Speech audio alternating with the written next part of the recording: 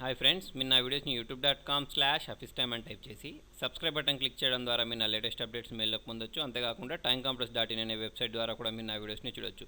చూడండి, ఇవాళ వీడియోలో మనం గూగుల్ ప్లస్ అకౌంట్ని ఎలా డిలీట్ చేయాలో చూద్దాం. ఓకే, గూగుల్ ప్లస్ అకౌంట్ని డిలీట్ చేయడానికి చూడండి, మీరు జీమెయిల్ అకౌంట్ ప్లస్ మీ యూట్యూబ్ అకౌంట్ డిలీట్ చేయాల్సిన అవసరం లేకుండా కూడా డిలీట్ చేయొచ్చు. దానికోసం మీరు గూగుల్ ప్లస్ అకౌంట్లోకి లాగిన్ అవ్వండి. ఓకే, లాగిన్ అయిన తర్వాత చూడండి, ఇక్కడ మీకు పైన ప్రొఫైల్ అని కనిపిస్తుందా, దాన్ని క్లిక్ చేసిన తర్వాత కింద మీకు సెట్టింగ్స్ అని ఉంటుంది, దీన్ని క్లిక్ చేయండి. ఓకే, దీన్ని క్లిక్ చేసుకున్న తర్వాత మీకు ఏంటంటే కింద స్క్రాల్ చేసుకుంటూ వెళ్ళిపోయినట్టయితే మీకు కింద ఒక ఆప్షన్ దొరుకుతుంది.